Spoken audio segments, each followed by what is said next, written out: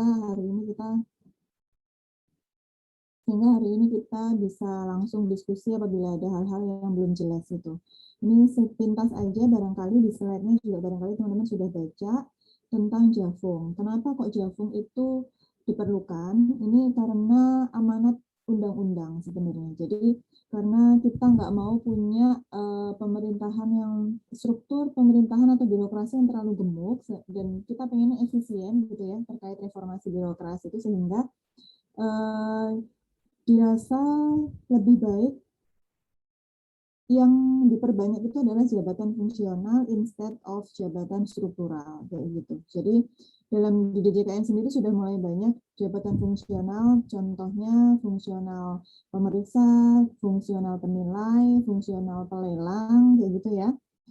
Kalau yang pemeriksa belum sih, masih pelelang, pejabat lelang dan juga penilai. Itu. Jadi dikurangi yang strukturalnya, diperbanyak di fungsionalnya. Seperti gambar segitiga itu, jabatan pimpinan tertinggi pastinya lebih sedikit ya, di pucuk segitiga, kemudian di tengah-tengah ada jabatan administrator, dan yang di bawah itu yang lebih gemuk adalah di jabatan fungsional. Komposisi seperti ini dirasa lebih efisien, lebih efektif dalam hal pemberian layanan dan struktur birokrasi gitu. Jadi inilah latar belakangnya kenapa diperlukan jabatan fungsional penilai pemerintah. Yuk kita lanjut. Terus jabatan fungsional penilai itu tugasnya ngapain? Ada dua hal, yaitu ada yang di unsur utama dan juga unsur penunjang. Itu teman-teman bisa baca sendiri ya. Sebenarnya secara garis besar sih melaksanakan kegiatan penilaian di bidang penilaian properti dan atau bisnis. Satu lagi SDA sebenarnya. Terus unsur utamanya itu pendidikan, penilaian, pengembangan profesi. Jadi kita sebagai Javung penilai itu wajib untuk terus mengenyam pendidikan, baik diklat maupun short course maupun pendidikan yang lanjut ya, yang sudah S1 lanjut S2, yang sudah S2 lanjut S3 seperti itu. Kemudian pelaksanaan penilaian sendiri itu juga masuk unsur utama dan pengembangan profesi. Sedangkan unsur penunjangnya ada, kita bisa melakukan kayak gini nih, mengajar kayak gitu, bisa mengikuti seminar, bisa bergabung sebagai anggota organisasi profesi, kalau di Indonesia MAPI ya, masyarakat penilai publik Indonesia, terus bisa menjadi anggota tim penilai kinerja, terus perolehan tanda jasa misalnya apa, Satya Lencana misalnya kalau sudah 10 tahun bekerja, terus perolehan ijazah atau gelar kesarjanaan lainnya, ini unsur penunjangnya. Ini ada penghitungan angka kredit ya di bawah, karena Javung penilai ini ada 4 level. Yang pertama JFPP pertama, muda, madya, dan utama. Itu ada perhitungan angka kreditnya. Seperti di bawah itu. Yuk kita lanjut.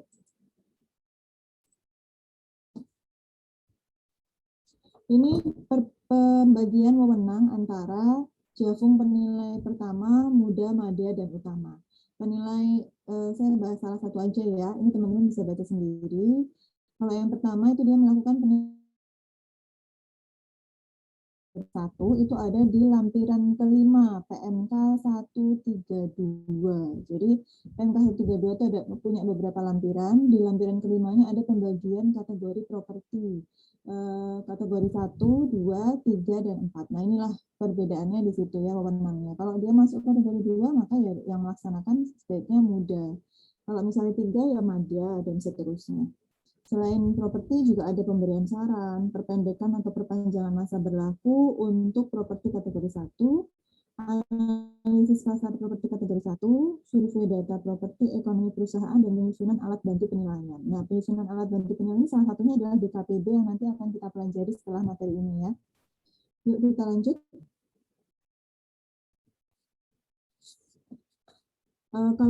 Kalau tadi itu pembagian wewenang sebagian besar ada di PMK 132, kalau di ini yang kewenangan dan tanggung jawab ini adanya di PMK 173 nih teman-teman. Ada penilai pemerintah di kantor pusat, ada di Kanwil, ada di kantor pelayanan. Itu masing-masing mempunyai kewenangan dan tanggung jawab yang sedikit berbeda, dan pengesahannya ada di sini. Ini bisa dibaca-baca sendiri aja. Kita lanjut. Ya, ini yang wilayah. Next. Nah, ini yang pelayanan ya, paling banyak memang karena kantor pelayanan juga di Indonesia lebih banyak daripada yang wilayah kan. Dan tugasnya juga memang dia benar-benar ujung tombak ya, lebih banyak melakukan penilaiannya. Lanjut.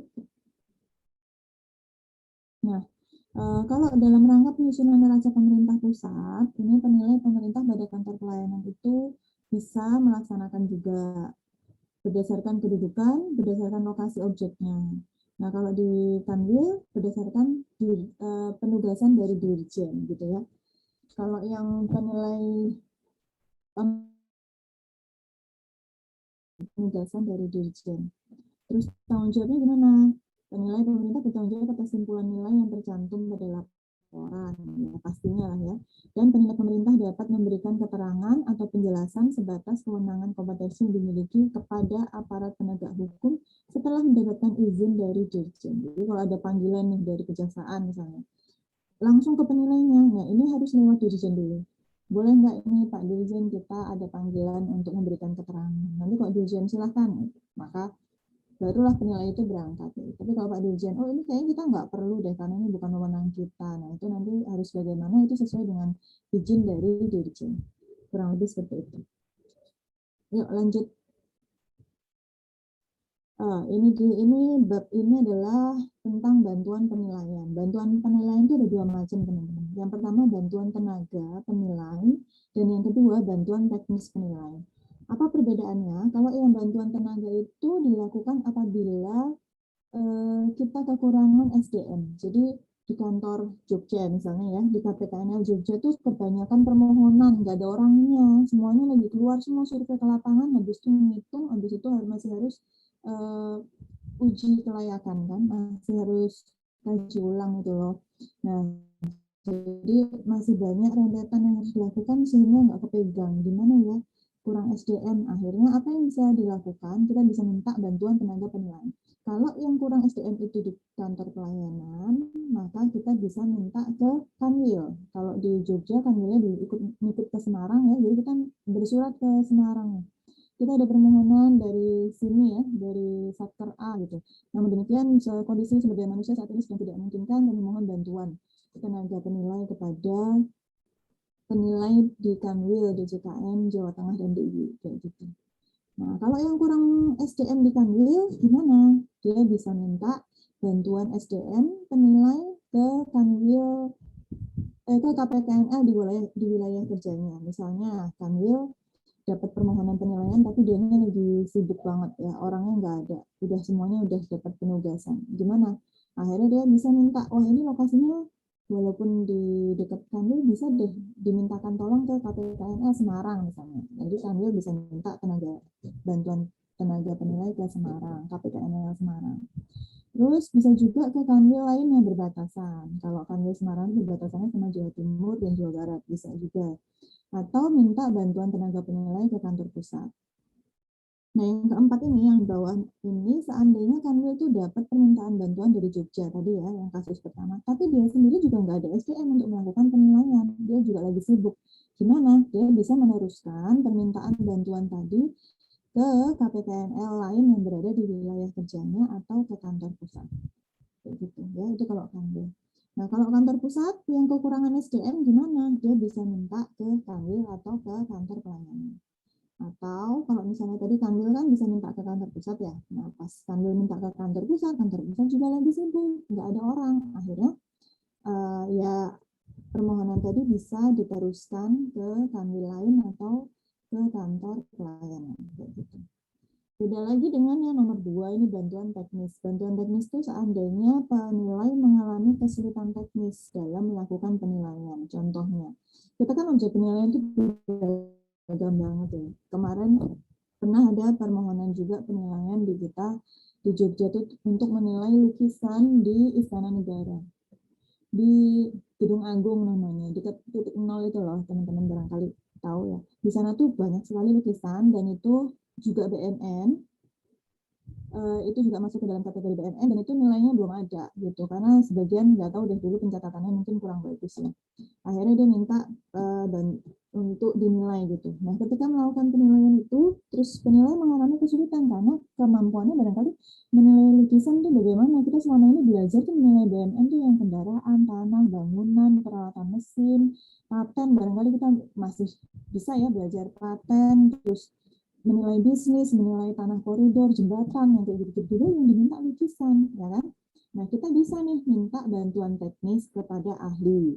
Kalau kantor pelayanan yang butuh bantuan teknis bisa minta ke Kanwil. Kalau Kanwil bisa minta ke kantor pusat. Atau kalau dari kantor pelayanan dari minta ke Kanwil, Kanwilnya nggak bisa minta ke kantor pusat juga. Nah, peraturan yang baru ini menambahkan bahwa kita dapat melibatkan tenaga ahli di bidangnya untuk memberikan asistensi ya.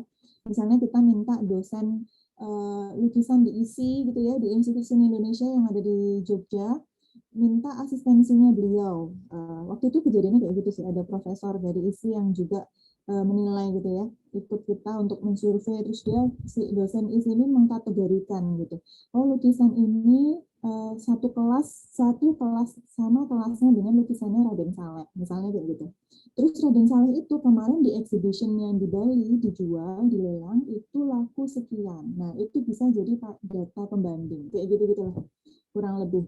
Nah, kalau si tenaga ahli ini ikut membantu penilaiannya, dia hanya bertanggung jawab secara profesional atas asistensi pelaksanaan yang penilaian yang dilakukan. Dia nggak perlu ikut tanda tangan di laporannya, gitu ya. Dan bantuan asistensi ini harus diungkap atau dicatat atau dituliskan di laporan penilaian. Di bagian mana? Di disclosure atau syarat pengungkapan. Teman-teman kemarin udah pernah bikin laporan penilaian, ada kan yang namanya syarat pengungkapan. Di situ tempatnya kita bisa menuliskan seandainya dalam proses penilaian kita menggunakan asistensi dari tenaga ahli. Dicatat atau dituliskan di state gitu ya, di disclosure itu, di bagian syarat pengungkapan. Kayak gitu ya teman-teman. Yuk lanjut.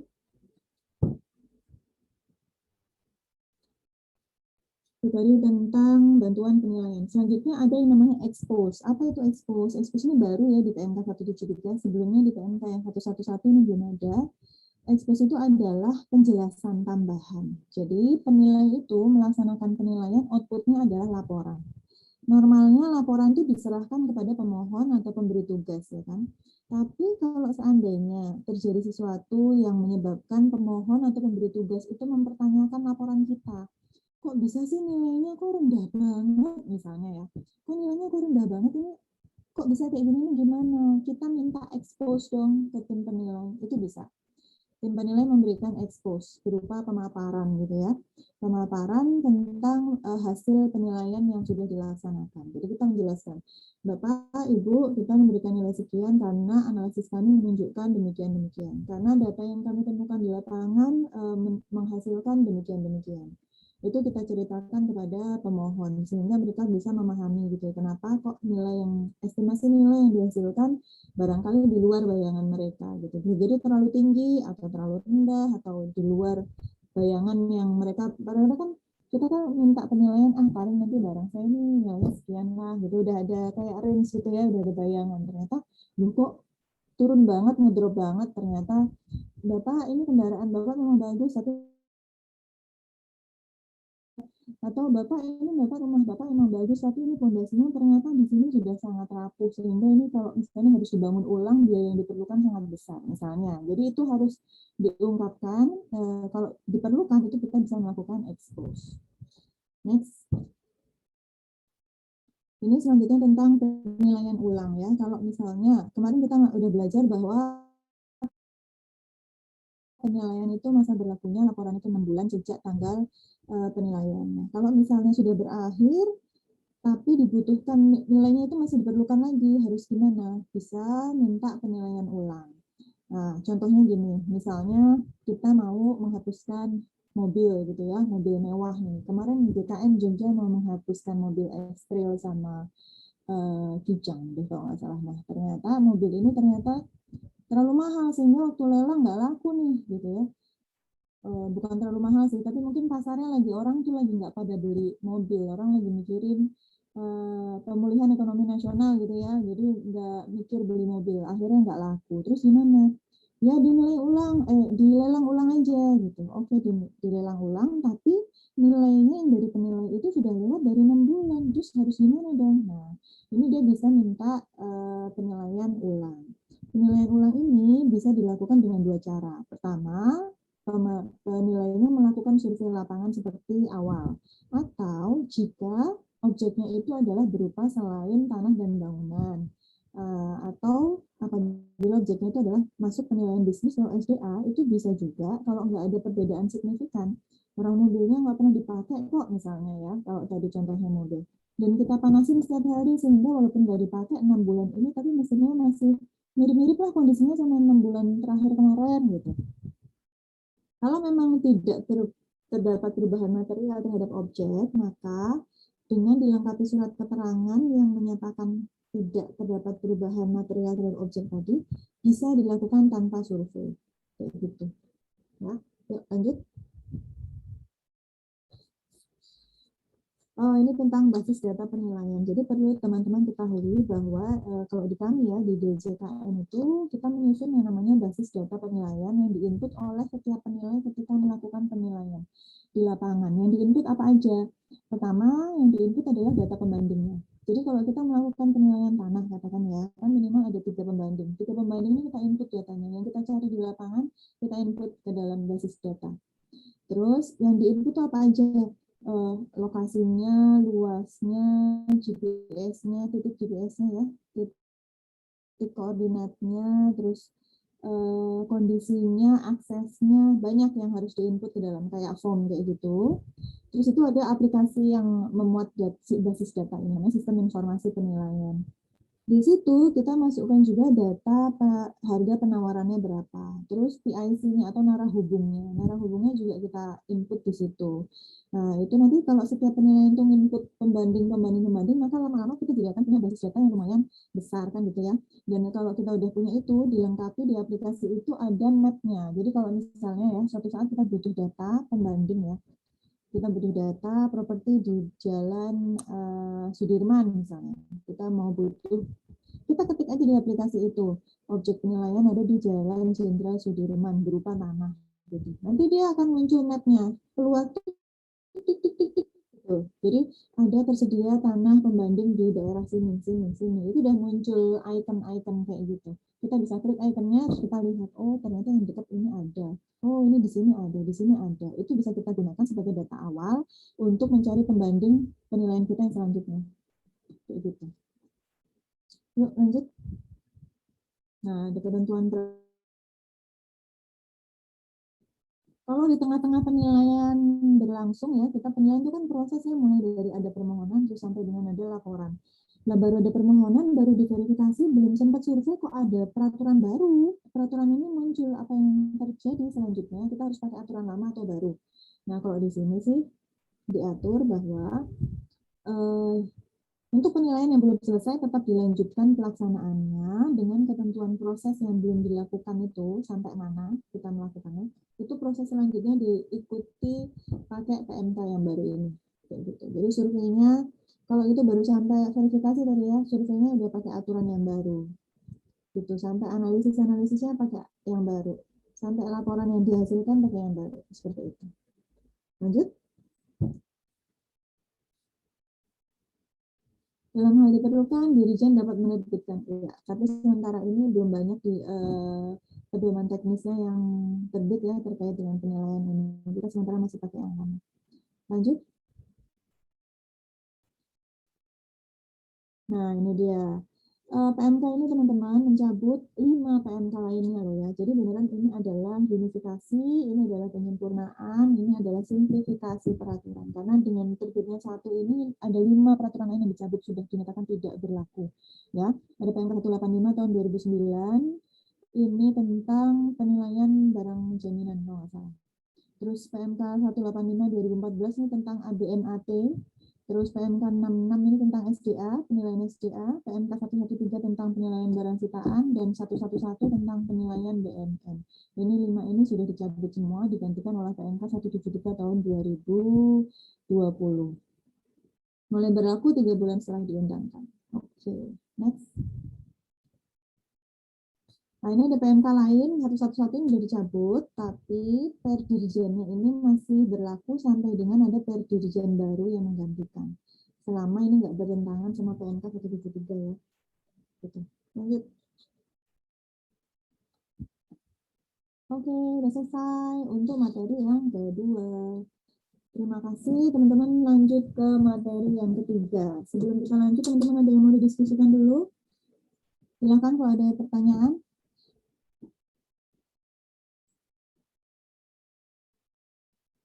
Kalau nggak ada, saya mau review dulu sebentar. Mas Fahir ada, Mas Fakir, Fakir. Ya, Mas Fahir. Ada, Bu.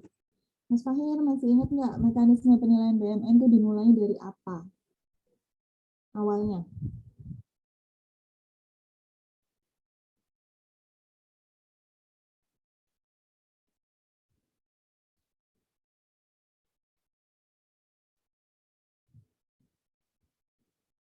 Atau ada yang ingat, boleh resen? Identifikasi permohonan, Bu. Identifikasi, sebelum diidentifikasi ada apa ya, Mas Fahir? Yang diidentifikasi itu apa? BMN. Permohonannya dulu. Nah, berarti diawali dari adanya permohonan Permohonan. dulu ya. Nah, selain permohonan ada satu lagi apa ya? Bisa juga kita nggak berdasarkan permohonan, nggak ada yang mohon, kita tetap bisa menilai kalau ada yang satu ini. Apa ayo? Penugasan. Ya, betul. Jadi ada dua ya, kita berawal dari permohonan atau penugasan. Setelah itu baru kita verifikasi, kita identifikasi ya. Terima kasih Mas Fahir. Mas Ihsan selanjutnya habis itu ngapain?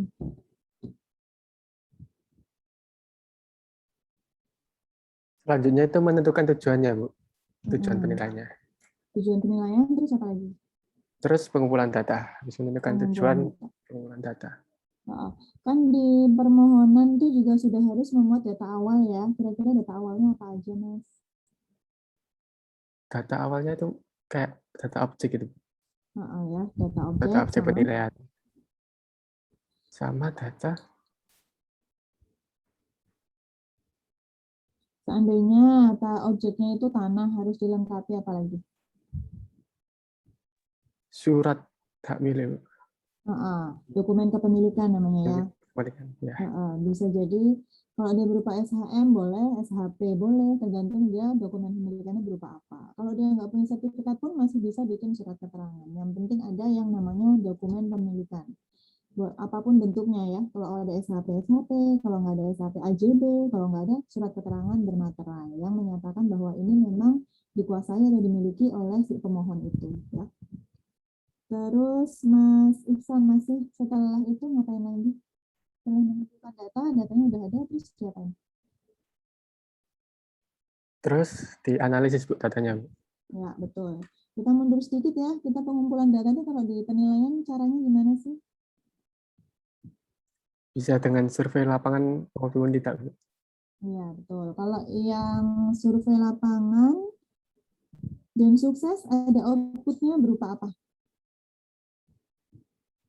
Gimana, Bu? Putus-putus. Kalau kita melakukan survei lapangan dan survei lapangannya sukses nih, kita Dokumennya berupa laporan penilaian. Kok udah laporan aja?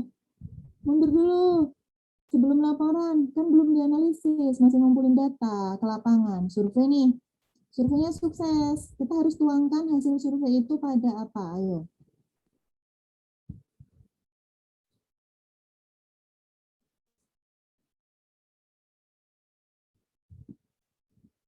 Pada BASL, Bu. Ya, apa itu BASL?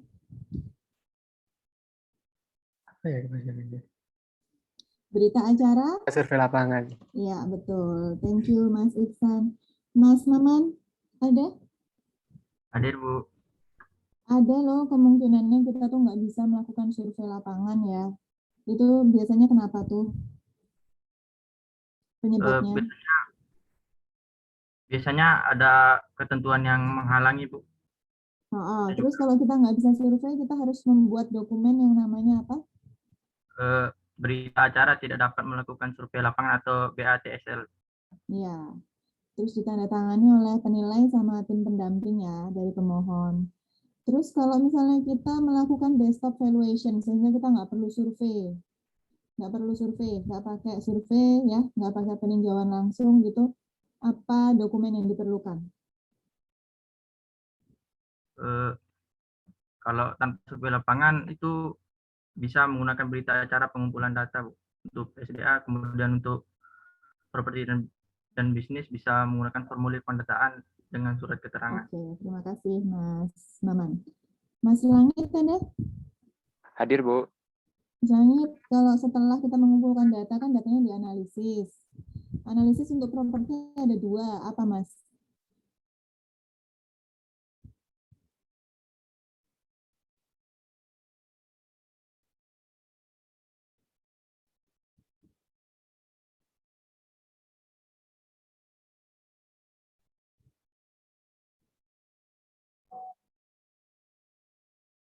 Halo, Mas Langit? Analisis HBU dan pasar bukan, Bu? Ya, betul. Dua itu ya, analisis HBU dan pasar. Habis itu kita milih pendekatan kan ya. Kalau untuk properti pendekatannya ada berapa, Mas?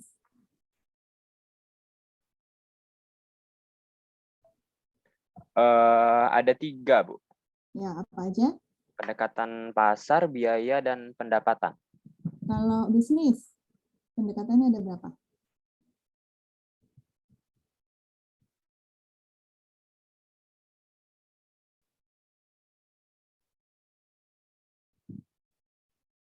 Kalau bisnis, ada 4, Bu. Apa aja? Pasar, biaya, aset, dan pendapatan. Iya, terima kasih Mas Langit. Mas Rozi, kalau SPA ada berapa pendekatan, Mas Rozi?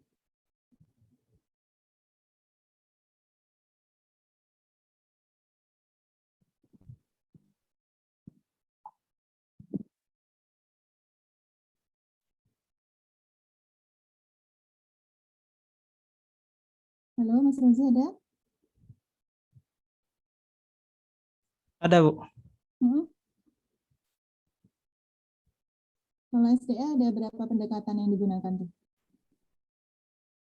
Ada 4 ya, Bu. Apa aja, Mas?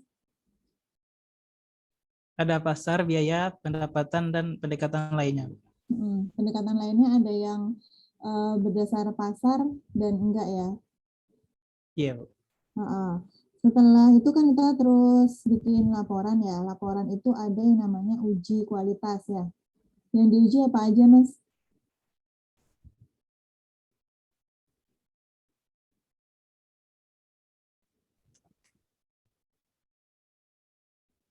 Secara garis besar ada dua. Apanya yang dicek tuh apanya tuh?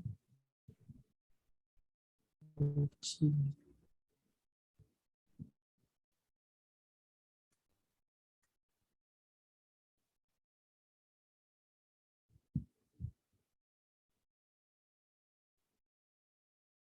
Ada?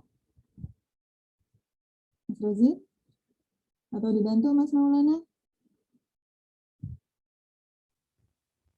Gimana Bu tadi yang uji ya, Bu? Iya,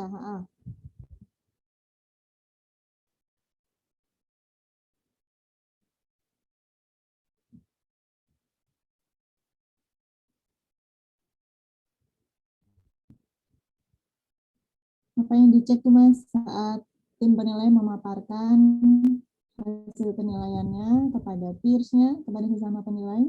Nah, penilai yang lain itu melakukan uji kualitas terhadap apa dan apa. Ada yang bisa bantu? Silakan raise hand ya. Terhadap data dan informasi kan, Bu? Data dan informasinya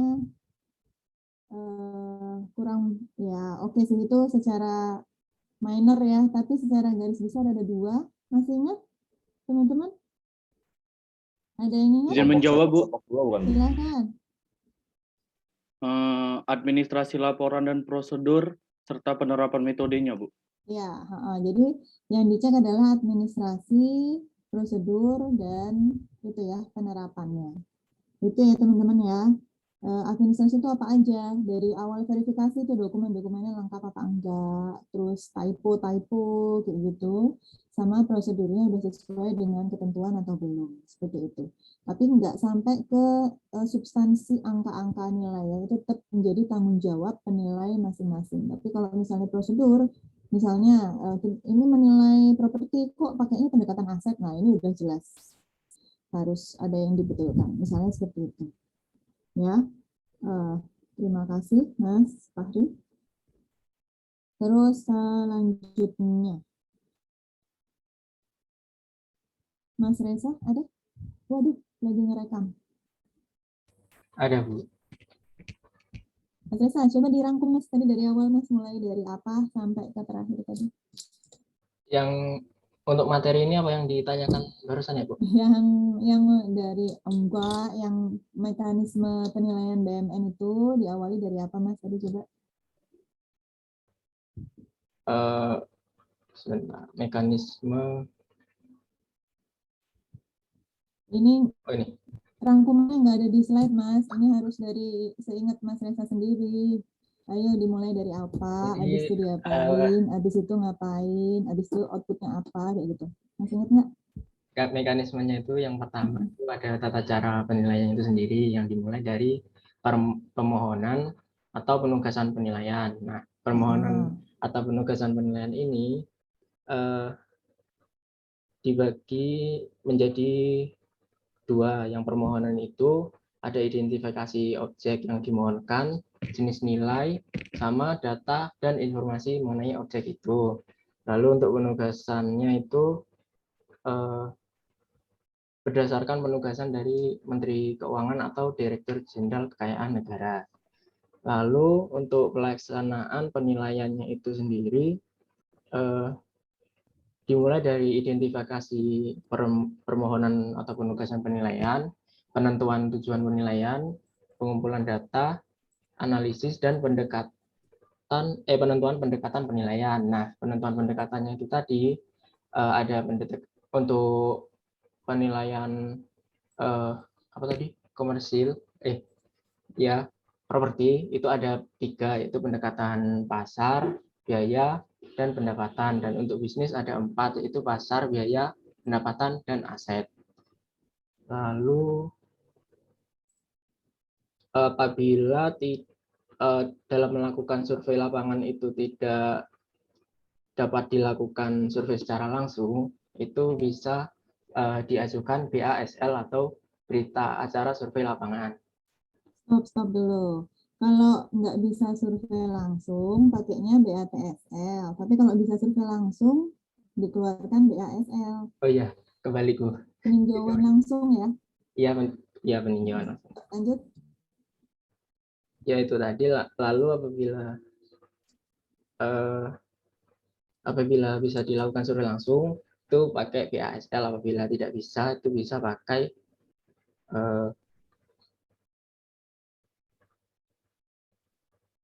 BATSL atau berita acara tidak dapat melakukan survei lapangan.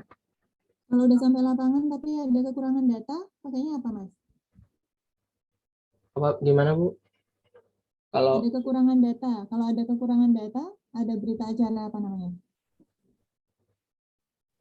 BA apa ya? BATKD itu bukan Bu? Ya, pakai BATKD. Lalu selanjutnya untuk kaji ulang, ada kaji ulang. Itu ada ada 2 untuk pelaksanaan kaji ulang itu sendiri ada 2 poin.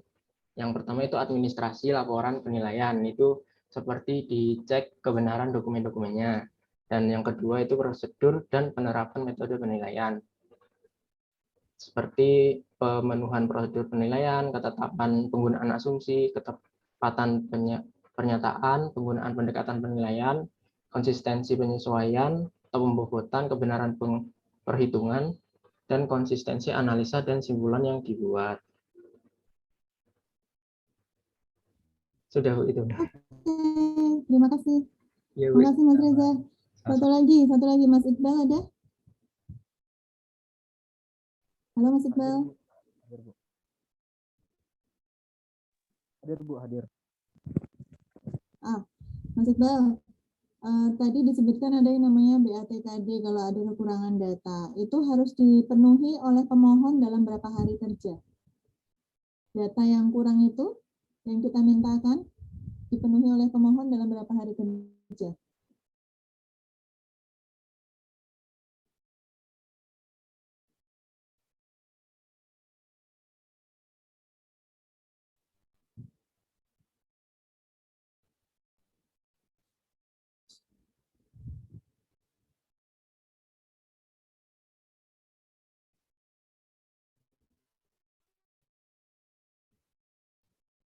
Maksimal Tentang BATKD? 15 hari kerja, Bu. Ya, betul. Kalau dalam 15 hari data yang kita minta tidak dipenuhi, apa yang kita lakukan?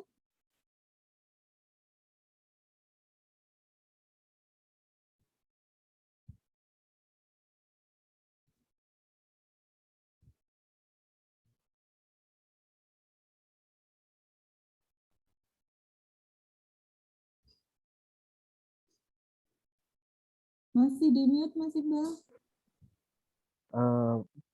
Permohonan dikembalikan, Bu. Ya, jadi penilaiannya kan udah berlangsung ya. Penilaiannya dihentikan dan permohonannya dikembalikan. Begitu ya.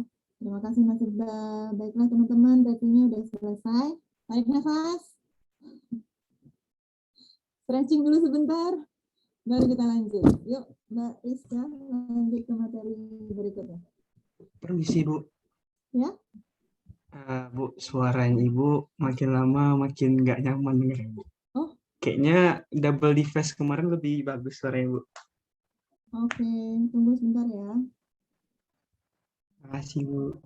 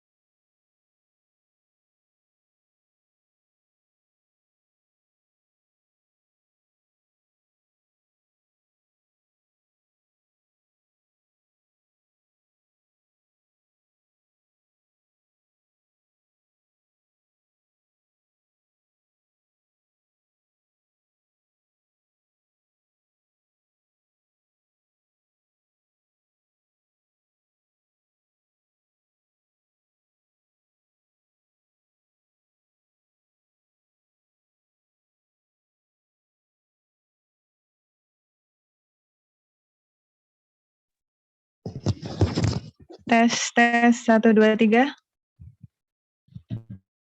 Terdengar, Bu. Oke. Mendingan yang ini.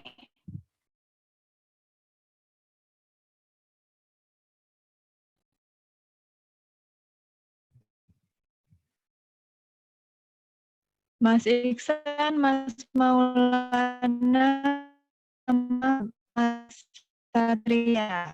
Presensinya jangan lupa ya. Oke, kita lanjut ya. BMN berupa bangunan.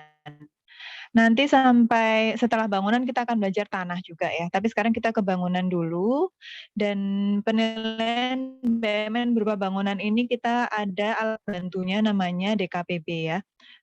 Ini materinya lumayan detail, jadi nanti akan dibagi menjadi 2. Ada yang sebagian kita pelajari di pertemuan ketiga dan ada sebagian lagi di pertemuan yang keempat. Nah, yang di pertemuan ketiga ini nanti akan ada tugas, sudah saya share di LMS ya, tugasnya. Terus yang keempat nanti juga akan ada tugas.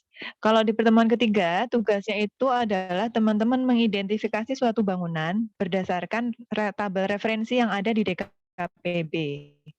Nah, bangunannya apa? Terserah teman-teman. Yang sekiranya teman-teman punya informasi yang memadai. Misalnya rumah masing-masing, atau di dekat rumah ada pos satpam boleh pakai pos satpam, di dekat rumah ada masjid boleh, selama informasi yang diperlukan itu memadai. Karena ada beberapa hal yang nggak kelihatan, yang nggak bisa kita identifikasi. Misalnya gini, kalau kita mengidentifikasi atap, kelihatan, oh ini gentengnya pakai gentang tanah liat, itu kelihatan. Tapi kalau pondasi, nah kita harus nanya sama yang tahu nih, ini pondasi pakai apa ini dulu gitu loh. Ya, jadi informasi seperti itu harus kita minta, harus yang ada infonya gitu. Kalau misalnya kita itu rumah tetangga kayaknya bagus banget, tapi kita nggak tahu informasi tentang pondasinya gimana, ya jangan dipakai gitu. Kita pakai yang informasinya memadai aja, gitu ya. Di yang ketiga ini, di pertemuan ketiga tugasnya hanya sampai mengidentifikasi material, bahan bangunan dari suatu properti ya. Ada tabelnya ada di Bultek yang sudah saya share juga di LMS. Di halaman terakhir Bultek. Jadi nanti dikerjakan, bikin Excel seperti itu, kemudian diisikan. Kalau ada pertanyaan lebih lanjut tentang tugas, bisa tanya ke saya. Yuk kita lanjut materinya, Mbak. Next. Ini dia yang akan kita pelajari bareng-bareng. Pertama, DKPB itu cara nyusunnya gimana sih? Nah, setelah itu yang kita pakai saat ini adalah DKPB versi 4.0 atau versi 4 ya. Sebelumnya kita pakai DKPB versi 3.1. Nanti kita akan belajar bareng apa pembaruan-pembaruan di DKPB versi ini. Untuk asumsi umum DKPB dan tampilan ini nanti mungkin akan kita pelajari di pertemuan selanjutnya. Tergantung nanti waktunya cukup apa enggak. Kalau masih cukup kita lanjut. Kalau enggak ya nanti kita sambung yang nomor 3 dan 4 nih di pertemuan keempat. Yuk next.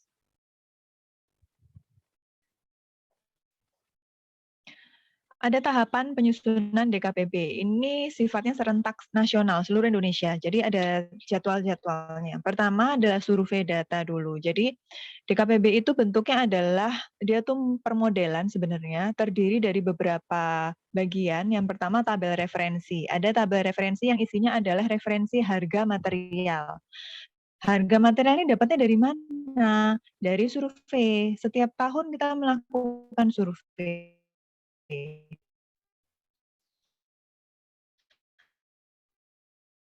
Untuk harga untuk DKPB tahun 2012, survei itu sendiri ada persiapannya, ada pelaksanaannya, ada diperiksa, hasilnya harus diperiksa, harus diolah juga datanya, dan setelah itu data dikirimkan. Dikirimkan itu kan nah, setelah itu verifikasi dan itu verifikasi dan disinkronisasi Kanwil. Sudah verify, sudah synchronize, terus dilaporkan. Yang namanya didokumentasikan itu berarti dari mulai form survei segala macam ya, verifikasi dan sinkronisasi, nanti ada berita acaranya. Berita acara melakukan verifikasi, itu semua nanti dikumpulkan, didokumentasikan. Jadi di dokumennya dijadikan satu gitu. Jadi sewaktu-waktu ada pemeriksaan ya, kenapa ini kok BMN-nya Masjid Agung ini kok nilainya kok sekian? Ngitungnya caranya gimana? Kita pakai DKPB, Pak. DKPB itu apa? Cara ngitungnya gimana? Kita melakukan survei, ini Pak, dokumentasinya ada semua di sini. Nah, jadi itu semua akan membuat DKPB yang kita punya ini menjadi lebih akuntabel, lebih bisa dipertanggungjawabkan, gitu ya. Yuk, lanjut.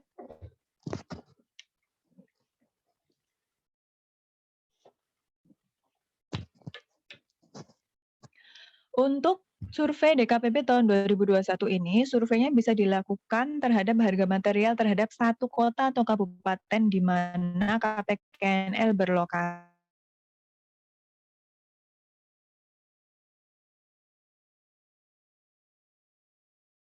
Kayak gini, permudah aja, lebih familiar.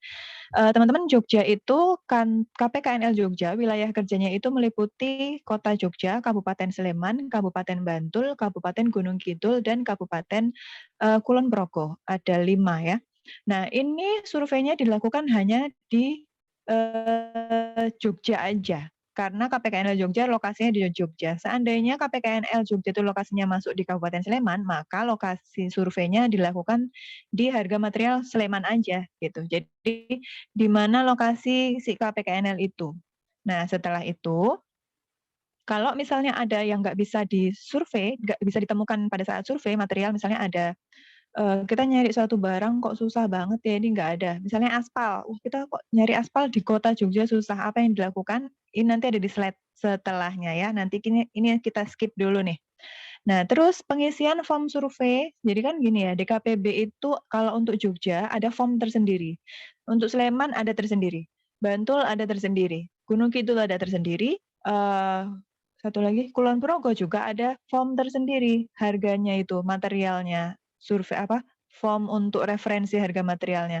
Lah surveinya cuma di Jogja aja, yang lain cara ngisi formnya pakai apa? Pakai yang namanya IKK atau Indeks Kemahalan Konstruksi. Ini yang mempublish adalah BPS. Ya, jadi BPS itu sudah punya dia melakukan survei juga dan dia mempublish yang namanya Indeks Kemahalan Konstruksi. Ini biasanya dipublish setiap 6 bulan sekali, sifatnya semesteran. Nah, untuk menghitung setelah kita survei Kota Jogja, yang punya Sleman, Bantul, Gunung Kidul, dan Kulon Progo itu kita isi formnya menggunakan IKK. Kayak gitu ya. Yuk lanjut.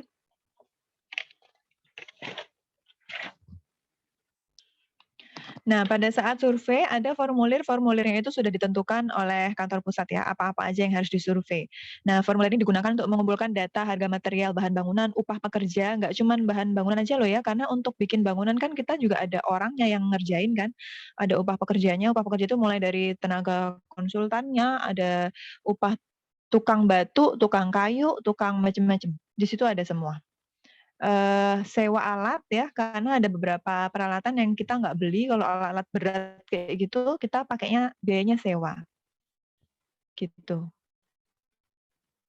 Yang diperoleh dari jenis data primer, data sekunder. Nanti ada di belakang nih, apa itu data primer, apa itu data sekunder.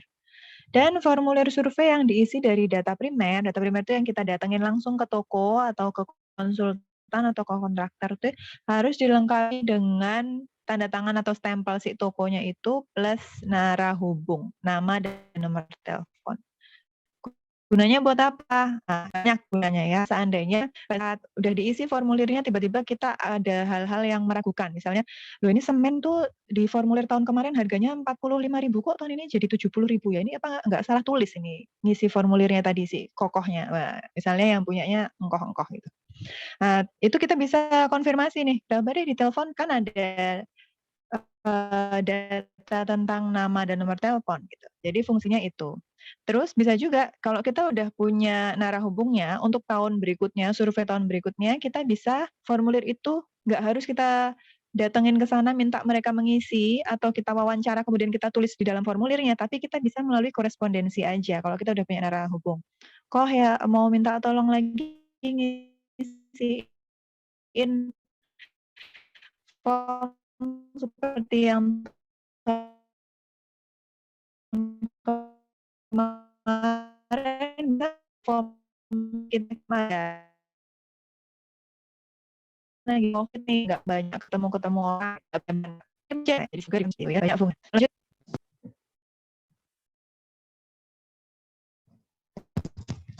Tes 1, 2, 3 masih putus-putus kah?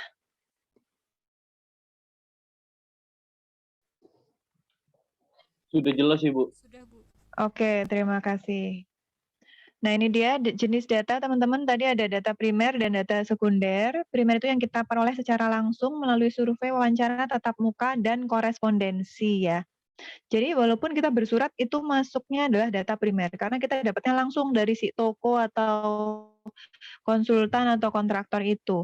Dan kita harus nyari data harganya itu di tingkat retailer. Kita nggak boleh nyari tingkat distributor. Karena asumsinya kalau kita belanja ya, belanja sedikit-sedikit kita nggak mungkin langsung ke distributor. Kita adalah pakai retailer. Jadi supaya harga itu mencerminkan nilai bangunan yang sesungguhnya, kita pakainya retail harganya ya. Nah, kalau sekunder itu yang gimana? Kita pakai data yang dari sudah, misalnya Kementerian PU itu mereka melakukan survei juga. Nah, kita kalau di lapangan nggak ada material tertentu yang kita nggak ada datanya, kita bisa pakai dari situ. Cuman harus diingat bahwa sumbernya harus dapat dipertanggungjawabkan. Kalau itu dikeluarkan oleh instansi atau oleh organisasi tertentu, maka dia harus yang berwenang, memang berwenang untuk melakukan atau mempublish data itu gitu ya. Jangan kita pakai dari developer misalnya. Nah, developer ini kan nggak ini ya, nggak ngapain dia ngeluarin harga bangunan. Kalau dari PU misalnya atau dari BPS, nah itu baru boleh kita pakai.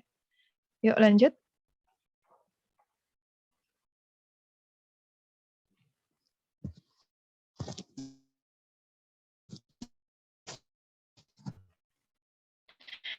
Nah, kalau kita ngumpulin data yang harus kita kumpulkan, untuk material yang sifatnya umum atau mudah ditemukan di pasaran, minimal 3 data. Jadi kita harus ngumpulin dari toko A, toko B, toko C. Nggak boleh satu toko aja, nantinya bias, ya kan? Siapa tahu di toko A itu ternyata lagi diskon, sehingga nggak mencerminkan harga pasar sesungguhnya. Terus di toko B ternyata lagi barangnya susah sehingga dia nanti akan menentukan harga sesungguhnya, ya kan. Nah, kalau dari kontraktor juga kayak gitu. Ternyata yang diisikan lupa inget sehingga nggak beneran gitu nilainya. Jadi kita harus pakai minimal 3 data. Untuk ngecek atau untuk cross check gitu ya. Terus material khusus yang jarang ditemukan di pasaran, kita minimal pakai 2 data gitu. Jadi walaupun hanya dilakukan di satu kota aja, tapi bukan berarti satu toko atau satu sumber ya. Tapi minimal 3, lebih banyak lebih bagus. Yuk lanjut.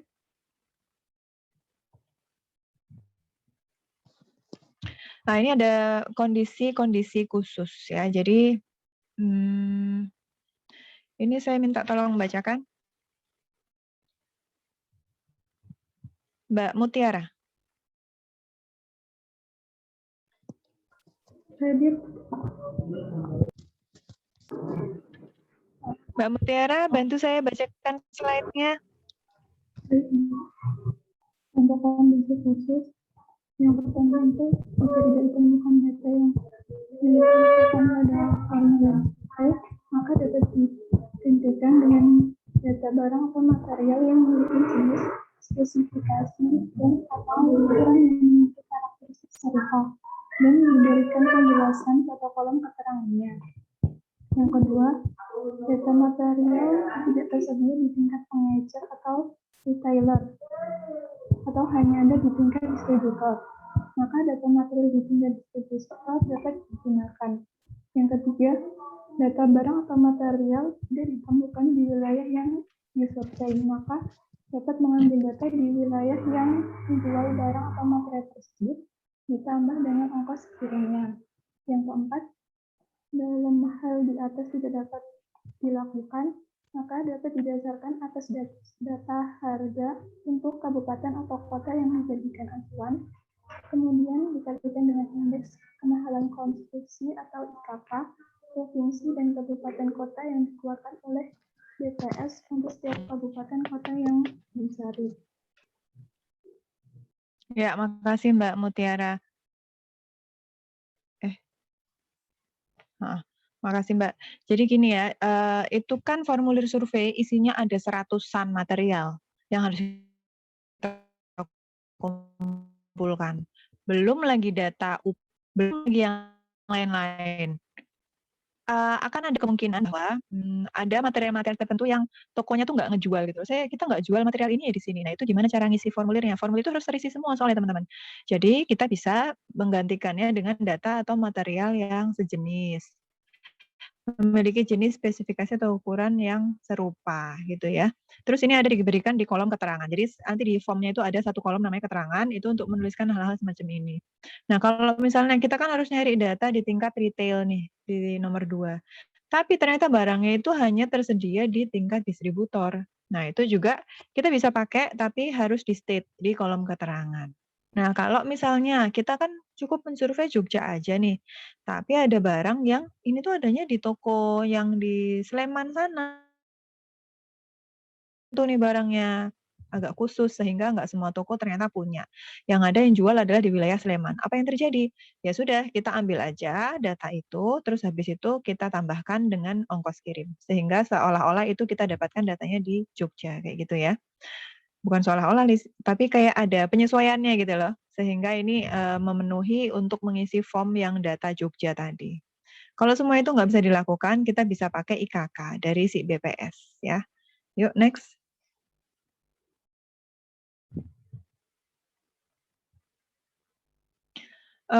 Penggunaan IKK nih ya, yang dijadikan acuan adalah kota yang berada dalam lingkup 1 KPKNL. Contohnya tadi Jogja, Sleman, Bantul itu ya, yang dijadikan acuan adalah salah satunya. Terus data harga dalam lingkup 1 KPKNL tidak didapatkan. Apa yang terjadi? Misalnya gini. Ada satu material gitu yang ternyata pada saat mau mengisi itu nggak didapetin di Sleman, nggak ada, di Bantul nggak ada, di Gunung Kidul nggak ada, Kulon Progo nggak ada. Terus harus gimana? Ya udah kita cari di data lain yang lingkupnya masih satu kanwil gitu. Kalau di satu kanwil juga nggak ada, harus gimana? Kita cari data harga yang mengacu pada datanya si DKI Jakarta gitu. Yuk lanjut. Nah, ini rumus penggunaan IKK ya. Jadi, harga material di kota yang dicari. Misalnya kita nyari harga material di Sleman ya. Pasir di Sleman harganya berapa sih? Sama dengan kita nyarinya harga pasir di Jogja, misalnya Jogja yang jadi acuan, kalikan IKK-nya si Sleman per IKK-nya Jogja. IKK-nya Sleman dan Jogja itu sudah ada dari BPS. Ada tabelnya. Dan itu dipublish gitu. Gitu caranya. Sehingga nanti kita bisa ketemu tuh harga pasir yang di Sleman itu berapa tanpa melakukan survei gitu. Yuk lanjut. Nah, ada kondisi khusus lagi. Ini adalah pengisian formulir survei itu juga bisa loh diisi atau dipenuhi dengan menggunakan faktor pengali berupa data inflasi. Dan maksimal penggunaan inflasi ini dilakukan maksimal 2 tahun berturut-turut. Misalnya gini, tahun ini nggak survei, kita pakai data inflasi aja. Tahun kemarinnya lagi juga nggak survei, berarti tahun depan mau nggak mau harus survei. Karena pakai data inflasinya udah 2 tahun berturut-turut nih, nggak boleh 3 tahun berturut-turut, kayak gitu. Ya, lanjut. Itu tadi beberapa ketentuan tentang survei, terus ini adalah proses surveinya ya. Tadi kan persiapan nih ya, ada formulir dan lain sebagainya itu masuk dari persiapan. Setelah itu pelaksanaan survei. Lanjut, next. Nah ini dia pelaksanaan surveinya. Bisa dilakukan dengan wawancara atau tatap muka, atau kita namakan survei lapangan ya. Itu berarti kunjungan langsung nih ke si retailernya, atau bisa juga korespondensi. Tadi kalau kita udah punya datanya atau tahun kemarin udah kita mintain sehingga narah hubungnya udah ada, kita bisa bersurat, atau kita bisa juga pakai data sekunder. Next. Kalau misalnya surveinya udah selesai nih, formnya udah keisi semua. Apa yang dilakukan? Yang dilakukan adalah melakukan pemeriksaan survei data. Yang melakukan siapa? Yang melakukan adalah pejabat struktural atau fungsional pada KPKNL, tapi nggak boleh petugas survei. Gitu. Jadi maksudnya gini, kalau sekarang sih yang ngecek biasanya kepala seksi pelayanan penilaian ya, itu kan pejabat struktural. Tapi seandainya bukan beliau pun bisa juga dilakukan oleh JFPP misalnya, pejabat fungsional penilai. Tapi nggak boleh yang melakukan survei gitu. Jadi biar ada pemisahan ya. Yang survei ya survei, yang meriksa yang meriksa. Jadi jangan satu nantinya dia bisa nggak ketahuan barang yang tidak sesuai. Maksudnya apa? Gini, formulir DKP itu sudah dia tuh punya banyak asumsi di dalamnya gitu ya. Misalnya untuk bangunan rumah residensial sederhana gitu ya, luasnya sekian, luasnya 100 meter itu butuh berapa pasir nih, itu ada asumsinya. Dan pasirnya itu harganya berapa, itu juga ada hitungannya gitu. Nah, harga pasir yang di DKPB itu yang diminta di form survei adalah dalam satuan meter kubik. Ya, sedangkan di beberapa kota itu mereka menjual pasir enggak satuannya itu bukan per meter kubik tapi per mobil pickup atau per mobil bak gitu loh, ya kan? Kalau kita beli pasir ke toko bangunan mau berapa pickup gitu, mau berapa rit istilahnya macam-macam ya. Nah, tapi di DKPB itu mintanya per meter kubik, jadi kita harus konversi dulu satuannya sesuai yang diminta sama formulir DKPB gitu ya. Pasir kerikil juga kayak gitu. Kerikil tuh yang diminta per meter kubik kalau di DKPB, tapi di beberapa kota dia mayoritas nggak ada yang jual per meter kubik gitu, jualnya tuh per mobil bak itu gitu. Jadi kita konversi dulu, kita nanya satu mobil bak tuh berapa kubik, terus nanti kita bagi harganya gitu. Dan itu dicatat juga di kolom keterangan. Jadi yang kita dapatkan itu harga per mobil, terus kita konversi sendiri, itu harus ada cerita, itu tuh harus masuk ke dalam formulir. Jadi dicantumkan di dalam keterangan. Gitu ya. Kesesuaian jumlah data sampel, tadi yang saya sebutin ya, untuk material yang sifatnya umum, kayak semen, pasir, itu kan banyak kita jumpai, itu minimal 3.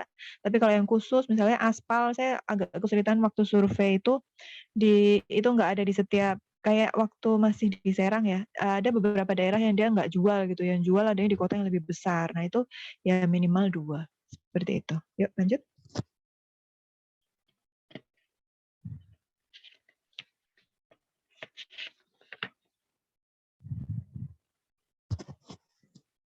Tadi kan minimal datanya 3, sama ada yang minimal datanya 2 ya. Kalau udah, untuk menentukan harga si pasir tadi gimana? Ya dari 3 yang udah kita kumpulkan, itu di rata-rata.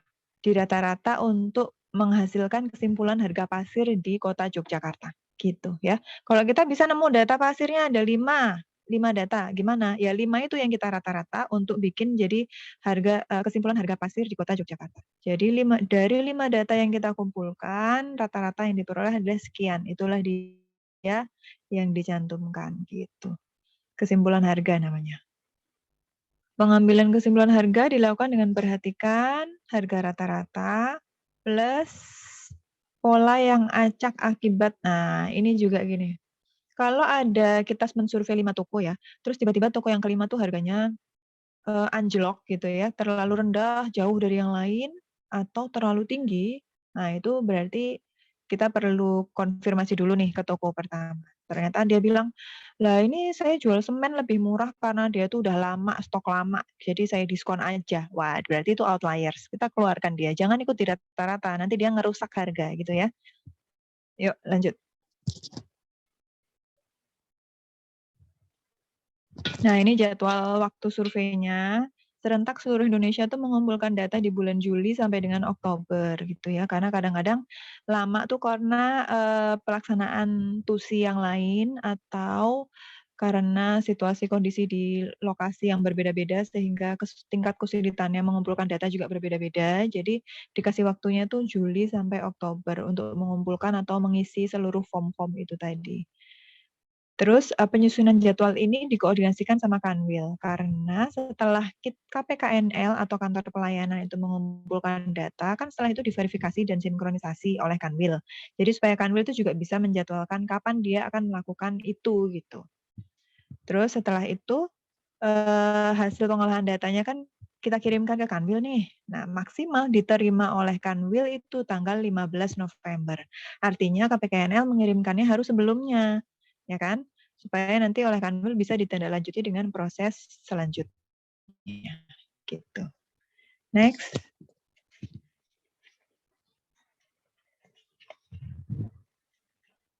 Nah, setelah nyampe di Kanwil, apa yang dilakukan? Ada tahapan verifikasi dan sinkronisasi. Apa bedanya? Yuk lanjut.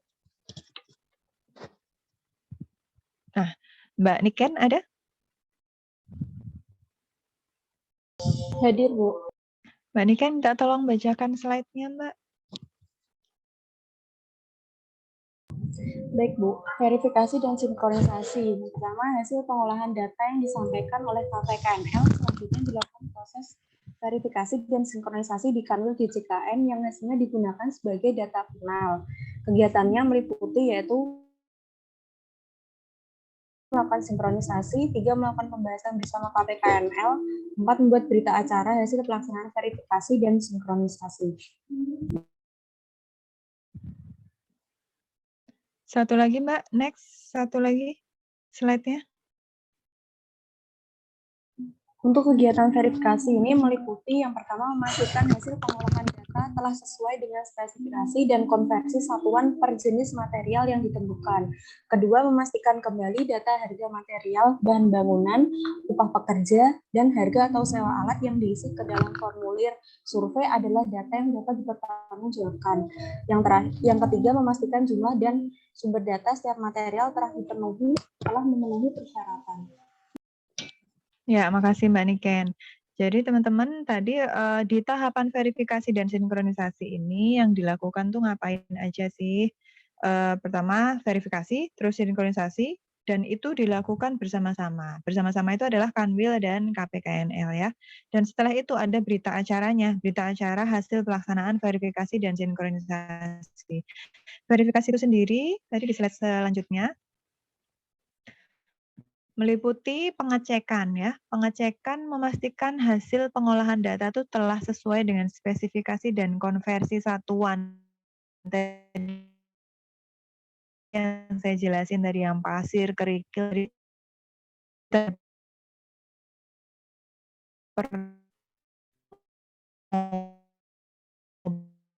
mobil ternyata yang diminta adalah memastikan kerja dan sewa belum sama ketentuan gitu ya, harus pakai harga retailer, harus kalau nggak dapat di retailer boleh pakai distributor, tapi itu ada nggak di kolom keterangannya kayak gitu-gitu. Jadi memastikan yang seperti itu. Terus memastikan jumlah dan sumber data memenuhi persyaratan. Ya, tadi yang minimal 3 dan minimal 2 itu ya. Lanjut. Ya, sinkronisasi. Minta tolong selanjutnya Mbak Mandar. Oh, baik, Bu. Jadi, kegiatan sinkronisasi ini meliputi yang pertama, uji kenaikan atau penurunan data harga antar tahun dengan membandingkan antara hasil pengolahan data dengan DKPB tahun sebelumnya. Yang kedua, uji data harga antara kabupaten atau kota dengan kabupaten atau kota acuan di lokasi KPKNL berada untuk mengidentifikasi kesalahan konversi satuan material dan kesalahan memasukkan data. Yang ketiga, dalam hal terdapat selisih harga antara kabupaten atau kota dengan kabupaten atau kota acuan di lokasi KPKNL berada di atas atau di bawah 20%, maka dimintakan keterangan dari KPKNL. Yang keempat, uji data harga antara masing-masing kabupaten atau kota acuan di lokasi KPKNL berada dalam satu wilayah kerja Kanwil di JKN. Dalam hal terdapat selisih harga antara kabupaten atau kota acuan di lokasi KPKNL berada dengan kabupaten atau kota acuan di lokasi Kanwil DJKN berada di atas atau di bawah 20%, maka dimintakan keterangan dari KPKNL. Ya, makasih Mbak Mandar. Jadi kalau verifikasi tadi adalah memastikan ya, memastikan pengolahan datanya udah benar apa belum, satuannya, konversinya valid apa enggak gitu ya. Sumber datanya bisa dipertanggungjawabkan apa enggak. Itu kalau verifikasi. Jadi verifikasi itu ngulik di form tahun ini aja. Tapi kalau sinkron namanya synchronize. Mensinkron antara ya. Jadi tidak hanya satu hal aja gitu. Nah, kalau sinkronisasi itu tuh uji data harga antar tahun gitu. Kita bandingkan nih hasil pengolahan data sama DKPB tahun sebelumnya. Ini kalau kira-kira makroekonominya biasa-biasa aja, tapi kok harganya naik banget, ini ada apa? Misalnya kayak gitu ya. Bisa jadi loh ini human error, salah tulis, salah ketik, itu bisa saja terjadi gitu ya. Karena formulirnya cukup banyak dan kekeliruan itu mungkin terjadi. Jadi ini harus dilakukan uji. Nah, setelah itu juga uji data antara kabupaten atau kota dengan kabupaten kota acuan, itu juga dicek. Terus intinya verifikasi sama itu sebenarnya cek dan recheck gitu ya, sudah dilakukan. Jangan sampai ada kesalahan. Ini kalau verifikasi sinkronisasi ini sampai nggak optimal sehingga nanti ada kesalahan, ini bahaya banget. Karena DKPB yang udah jadi itu akan jadi dasar untuk ngitung BMN berupa bangunan di tahun selanjutnya. Bisa-bisa penilaian 1 tahun selanjutnya itu salah semua kalau DKPB-nya keliru kan gitu ya. Jadi harus dijalankan semua proses mulai dari survei, verifikasi, sinkronisasi ini harus jalan sesuai ketentuan semuanya. Harus teliti, harus rapi, harus oke lah. Uji-uji ini harus dilaksanakan semuanya gitu ya. Nah, kalau misalnya ada selisih harga di atas atau di bawah 20% harus gimana? Harus dimintakan keterangan dari KPKNL. Ini beneran yang ditemukan di lapangan seperti ini atau barangkali ada salah ketik gitu ya. Atau salah penulisan atau salah ngisi. Harusnya ini ngisi untuk harga pasir tapi di bawah pasir ada harga kerikil, ngisinya pakai data harga pasir misalnya. Bisa aja terjadi. Jadi ini harus dikonfirmasi. Kayak gitu ya, teman-teman, intinya adalah uji, cek, dan recheck. Yuk, lanjut. Setelah verifikasi sama sinkronisasi ngapain? Setelahnya adalah penetapan. Apa itu penetapan? Mbak Reski, ada? Hadir, Bu. Ya, minta tolong Mbak Reski. Baik, Bu. Untuk penetapan,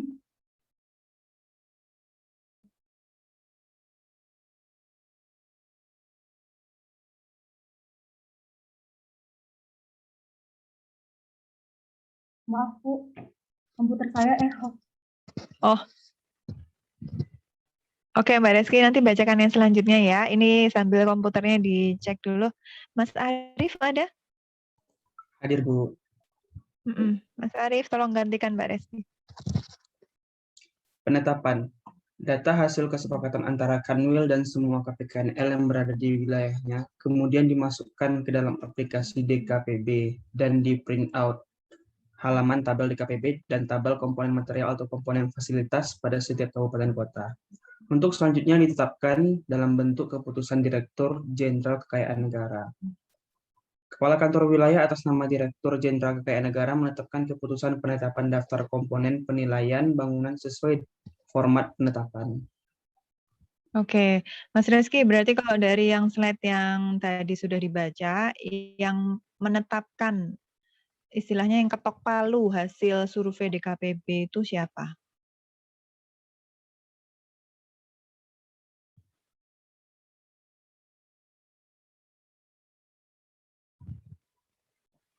Halo, suara saya putus-putus kah? Jelas, Ibu. Oke, Mas Reski?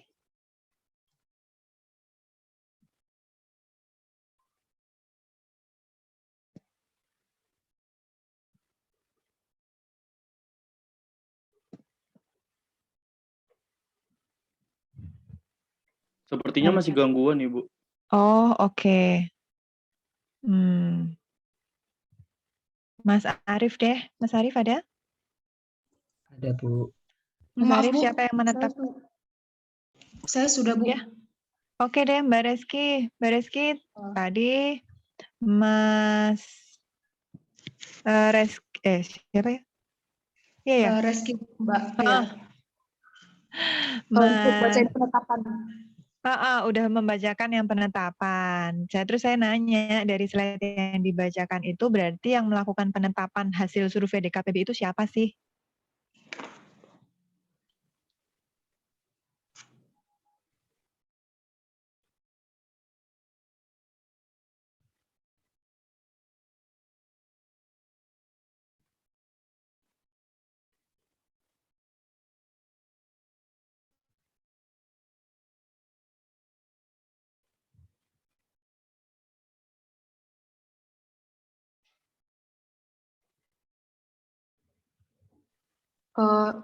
Dirjen KN, Bu, atau Kepala Kantor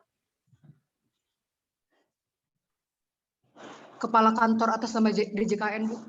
Ya, Kepala Kantor Wilayah ya, Mbak. Jadi kalau kantor pelayanan, Kepala Kantor Pelayanan bilangnya. Kalau kantor wilayah atau Kanwil bilangnya Kepala Kantor Wilayah. Tadi setelah diverifikasi sama sinkronisasi sama Kanwil, maka yang menetapkan adalah Kepala Kantor Wilayah atas nama Dirjen gitu. Karena ini setiap daerah ditetapkan oleh Kanwil masing-masing gitu. Karena ini kan regional banget ya. Yang ditetapkan di Jogja nggak bisa berlaku untuk yang ditetapkan di Surabaya ataupun di Kalimantan ataupun di Aceh atau bisa DKPB ini gitu. Orang nggak usah sampai sana ya. DKPB-nya Jogja aja nggak boleh loh dipakai untuk menilai aset di Sleman, nggak boleh dipakai menilai aset bangunan di Bantul. Karena harganya berbeda gitu. Walaupun cuman tetanggaan ya, Jogja sama Bantul kan dekat, nggak bisa. Memang ini sudah ditentukan per wilayah, per regional kayak gitu ya. Yuk lanjut slide-nya.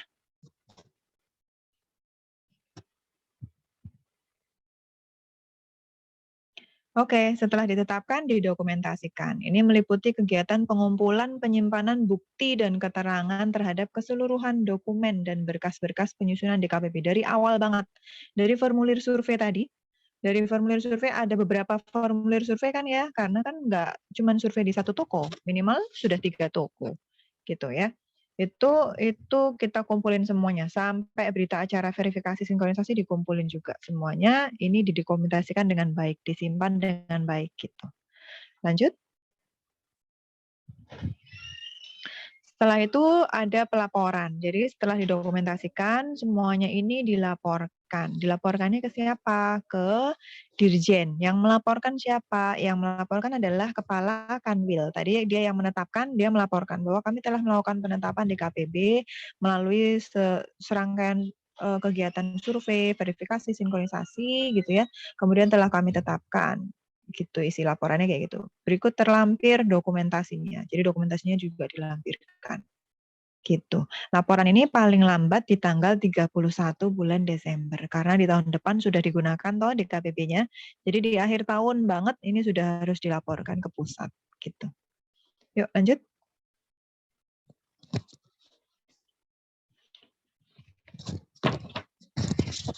Nah, ini dia material pembentuk DKPP. Teman-teman nanti kalau lihat DKPP ya, ada di Bultek, silahkan dilihat-lihat dulu, Bulteknya dibaca-baca dulu.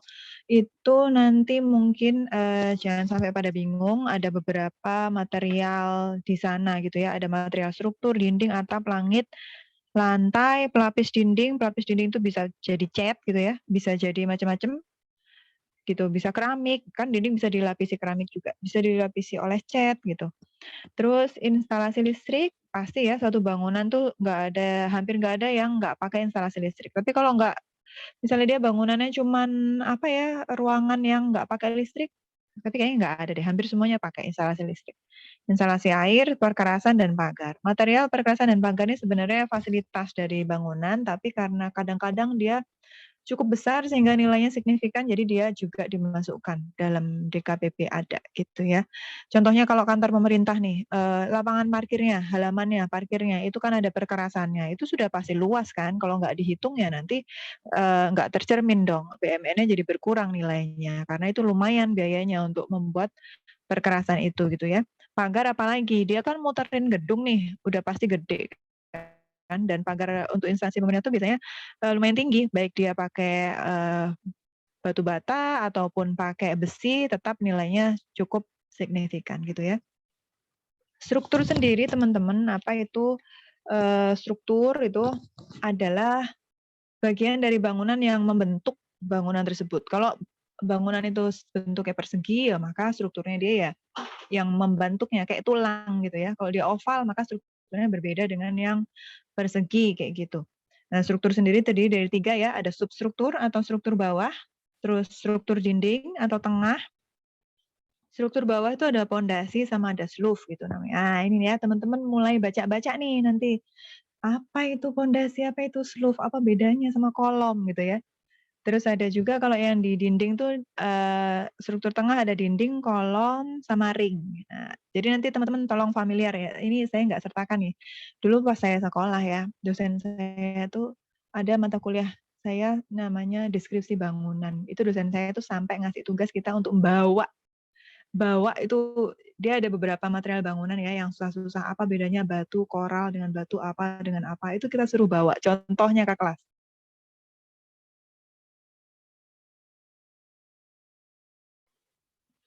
Supaya kita familiar gitu ya, ketika kita penilaian di lapangan.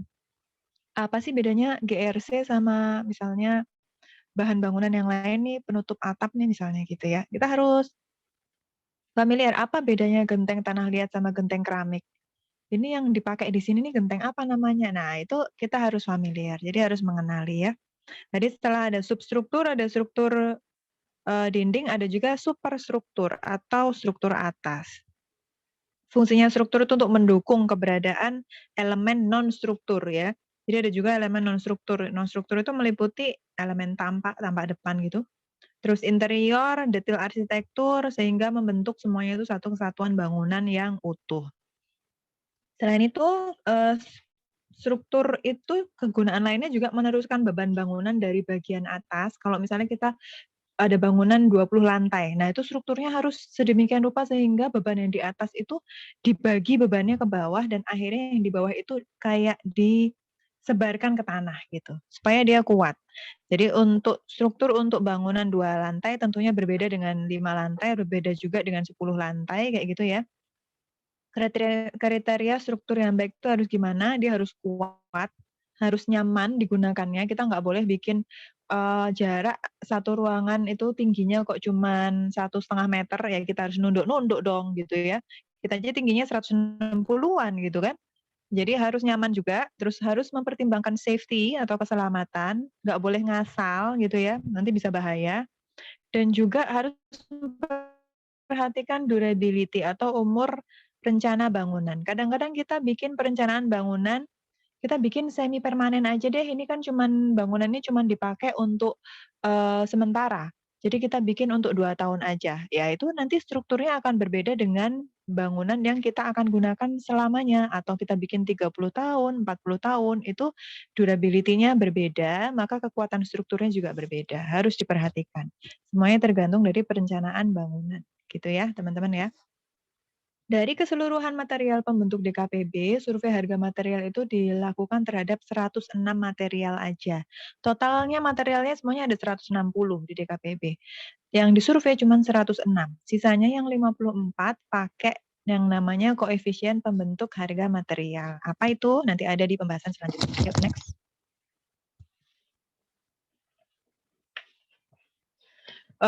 Sebenarnya ini judul babnya adalah perubahan pada DKPB 4.0. Tapi kalau kita ngomong perubahan tuh kayak seakan-akan kita udah belajar yang versi sebelumnya gitu ya. Jadi ya udah kita belajar aja versi 4.0.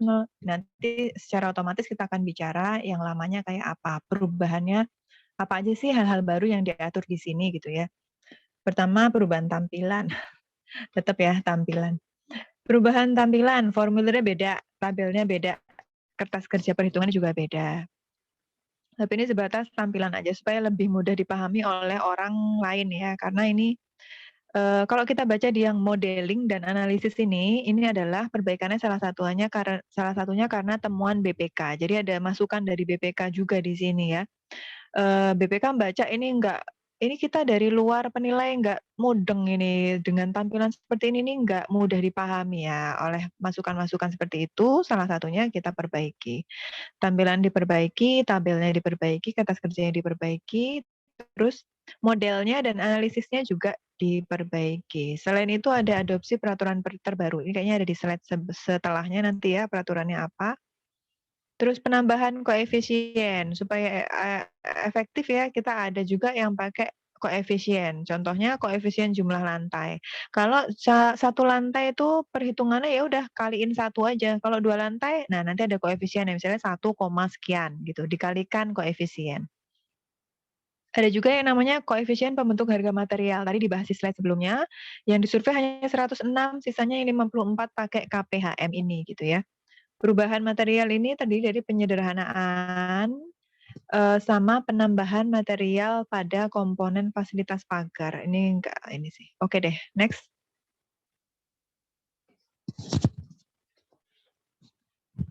Nah, ini dasar analisis modeling DKPB-nya ya.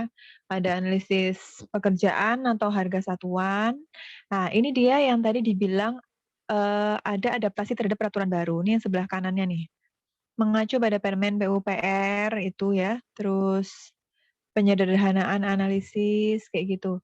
Terus yang di nomor 4 tuh teman-teman koefisien jumlah lantai mengacu pada keputusan Menteri PUPR itu juga kita mengadaptasi peraturan barunya tuh maksudnya kayak gitu ya. Karena ada peraturan-peraturan yang harus kita akomodir dalam DKPB kita gitu. Jadi makanya dilakukanlah pembaruan-pembaruan. Akhirnya 0. Termasuk koefisien fungsi bangunan sama ruang nih, yang paling bawah nomor 6 itu juga termasuk. Nomor 5 ada biaya tidak langsung. Apa itu biaya tidak langsung? Jadi biaya itu untuk bangunan ada 2 macam ya. Biaya langsung yang secara langsung terkait dengan properti, misalnya biaya material, biaya upah, itu secara langsung kan ya. Kalau yang nggak langsung tuh biaya konsultan, biaya pajak itu nggak langsung. Tapi dia juga menjadi komponen biaya sehingga dia juga dimasukkan. Ada di DKPB, pakainya persentase nanti. Yuk lanjut. Ibu izin mengingatkan menutup portal. Oh oke. Makasih Mbak.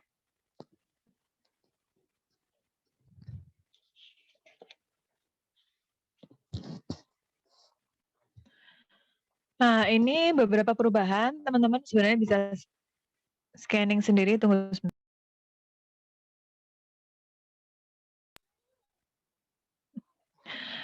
Di DKPB versi sebelumnya ada 232, yang sekarang ada 235 karena mengacu pada Permen yang baru ya. Ini dia perubahan-perubahan yang kita bisa baca sendiri deh. Analisis koefisien material. Kalau yang tadinya pakai nggak kurang konsisten ya karena menggunakan dua hal. Nah, sekarang biar konsisten kita pakai analisis koefisien material pakai satu aja, yaitu perbandingan analisis pekerjaan. Koefisien jumlah lantai, ini juga tadinya mengacu pada data dari konsultan DKPB, tapi ternyata ada keputusan Menteri PUPR. Nah, ini dirasa lebih kuat, jadi kita mengacunya ke sini, seperti itu. Biaya tidak langsung sudah diperbarui. Terus koefisien fungsi bangunan ruang, tadinya belum diatur, yang sekarang udah diatur. Apa itu koefisien fungsi bangunan ruang? Nanti ada di slide selanjutnya. Yuk lanjut.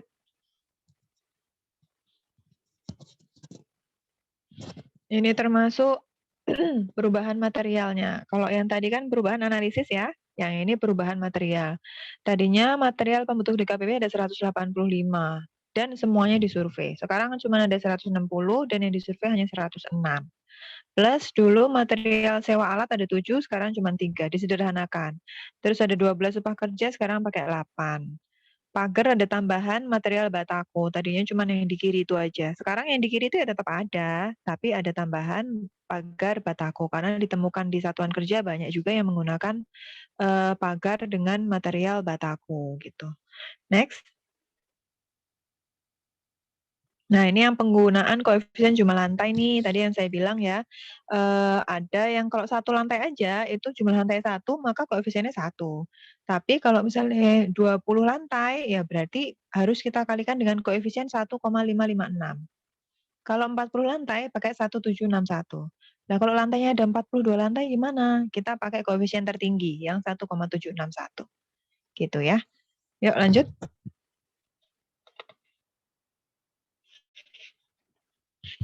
Nah, ini dia koefisien fungsi ruang. Tadi kan saya bilang ada di slide selanjutnya ya, ada di sini. Jadi ternyata untuk menurut si Permen tadi ya, Permen PU tadi, ada ruang-ruang yang digunakan untuk keperluan tertentu itu strukturnya atau biayanya itu berbeda dengan kalau BMN atau gedung atau properti biasa gitu. Misalnya ruang untuk sidang. Ruang untuk sidang itu harus gimana? Misalnya harus kedap suara, harus apa? Itu harus memiliki perbedaan gitu ya dengan misalnya BMN lain, contohnya kantor atau contohnya rumah dinas. Itu beda, rumah dinas itu beda biayanya dengan kalau kita bikin radiologi atau ruang rawat inap atau unit gawat darurat. Itu berbeda gitu. Nah, untuk perbedaan ini supaya tetap tercermin nilai sesungguhnya digunakanlah koefisien ini gitu ya. Oke. Contohnya juga selasar yang teman-teman nomor 15 itu selasar balkon atau teras. Itu kan nggak full kayak bangunan tertutup ya, seperti kayak rumah dinas gitu. Kan beda. Selasar balkon atau teras itu cuman ada bawahnya, atasnya mungkin cuman separoh, nggak mungkin full gitu. Kayak selasar, itu kan kayak setengah terbuka sebenarnya. Nah, itu koefisiennya 0,5. Nanti ada contoh penghitungannya. Yuk lanjut.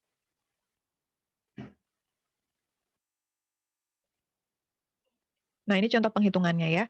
Jadi, contoh selasar. Selasar luasnya 25 meter. Rumusnya yang di atas itu ya teman-teman ya, coba dicermati. Penambahan biayanya, kayak gitu tuh. Rata-rata biaya langsung per meter persegi dikalikan luas ruang, Dan kalau misalnya menjadi menjadi bagian dari bangunan dikalikan 1 minus koefisien. Menjadi bagian bangunan tuh contohnya gini. Ruang ICU itu menjadi bagian dari gedung utama gitu ya. Nah, nggak berdiri sendiri gitu loh maksudnya. Tapi kalau tidak menjadi bangunan bagian artinya dia berdiri sendiri, cara ngitungnya beda lagi.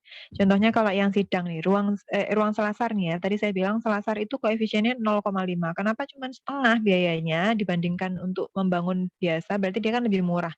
Karena memang dia nggak kayak bangunan normal yang tertutup semua gitu loh. Dia biayanya lebih sedikit dibandingkan untuk membangun bangunan yang normal. Misalnya luasnya dia 25, terus rata-rata biaya langsungnya 3, sekian itu, kalau dikalikan, itu hasilnya sebenarnya 96 juta sekian, tapi karena dikalikan koefisien yang 0,5 atau cuma setengahnya, maka penambahan biayanya itu hanyalah jatuhnya 48 juta, kayak gitu. Yuk lanjut.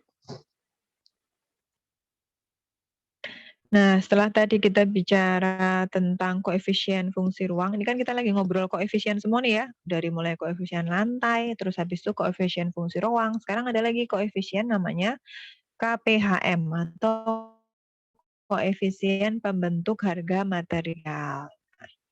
Ini kita sedikit banyak menggunakan statistik untuk melakukan penghitungan KPHM ini. Tapi ini sudah ada daftarnya sih, udah jadi. Cuman ini slide ini tuh mau menjelaskan gimana sih pembentukan atau cara kita menghitung KPHM pada saat menyusun DKPB itu kayak apa. Tapi kalau DKPB udah jadi, KPHM itu sudah ada, udah jadi, gitu. Udah ada tabelnya gitu ya. Ini contoh-contohnya ya. Jadi pertama, koefisien yang digunakan untuk membentuk harga material didasarkan pada harga material lainnya yang dianggap memiliki kemiripan jenis. Gitu. Kita harus bikin pairing dulu. Kita harus dijodoh-jodohin dulu mana yang sejenis gitu. Dan itu salah satu diantaranya dijadikan parent, yang satunya dijadikan child. Parent itu kayak induk gitu ya. Sama child tuh yang mau kita cari. Child itu yang mau kita cari gitu. Terus kalau misalnya kita nggak tahu harga aspal cair, gimana caranya ngitung?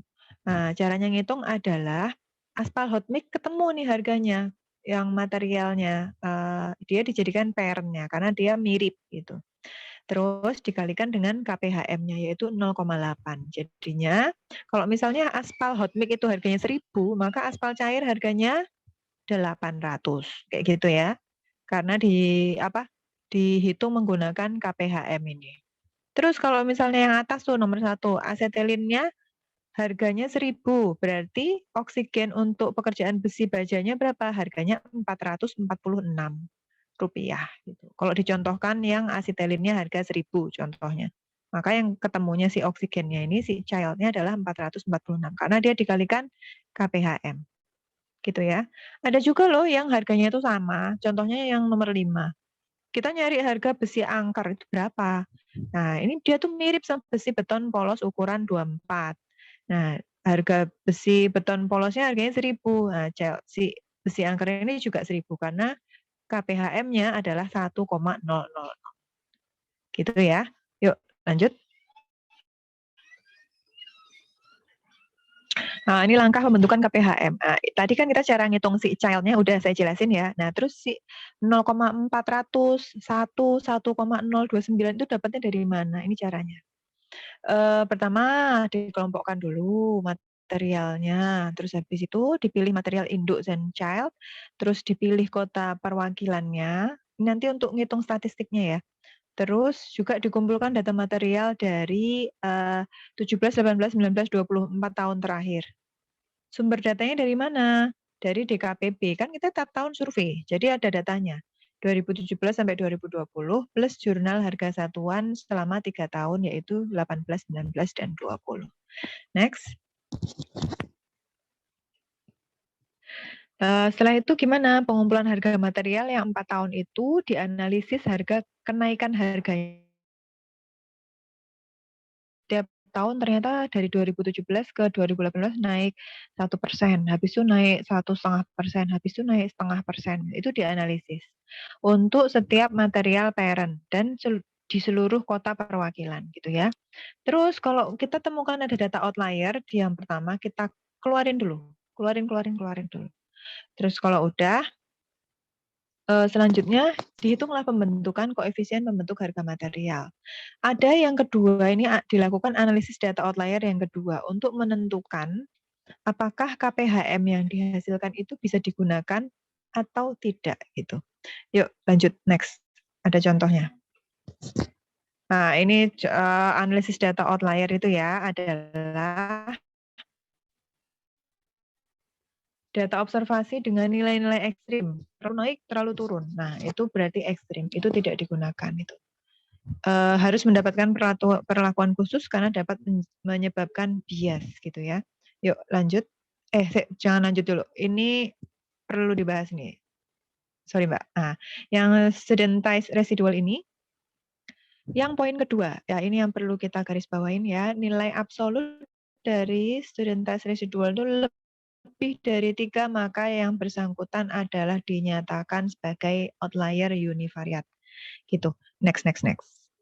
Ada contohnya. Ya, satu lagi. Next lagi.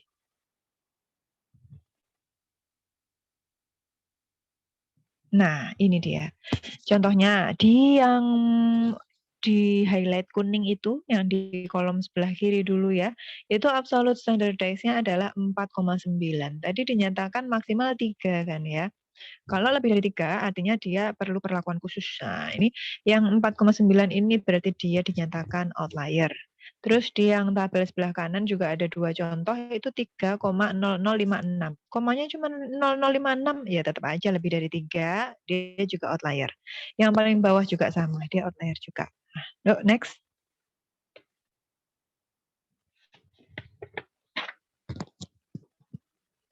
Kalau dia outlier terus apa yang terjadi, maka KPHM-nya dia nggak bisa dipakai gitu ya. Ini yang kayak yang sebelah kiri itu dapat digunakan karena KPHM-nya 0,446. Tapi kalau yang sebelah kanan, untuk paku ini nggak bisa dipakai. Kalau nggak bisa dipakai berarti dia harus disurvei gitu. Karena KPHM dia sangat tinggi, 6,1. Next.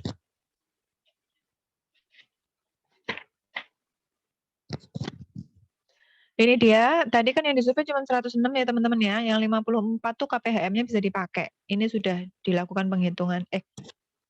Ini yang bisa pakai KPHM. Yuk lanjut. Nggak usah dihafalin, ini ada datanya. Pusing ngapalinnya, banyak. Udah habis ya? Lanjut Mbak. Asumsi. Asumsi kita masuk di minggu depan ya teman-teman ya. Dibaca-baca lagi bulteknya supaya membantu pemahaman teman-teman. Terus tugasnya dikerjakan. Kalau ada kesulitan atau ada kendala atau ada yang kurang jelas silakan ditanyakan. Sampai sini ada yang mau didiskusikan?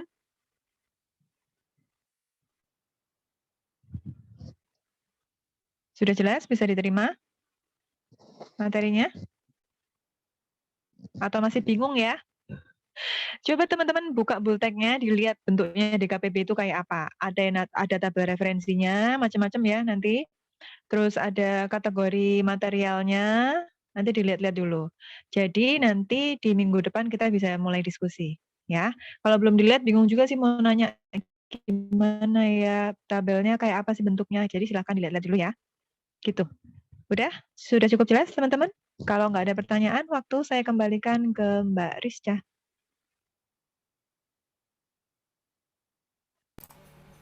Baiklah, terima kasih Bu Danti atas pemaparan materinya.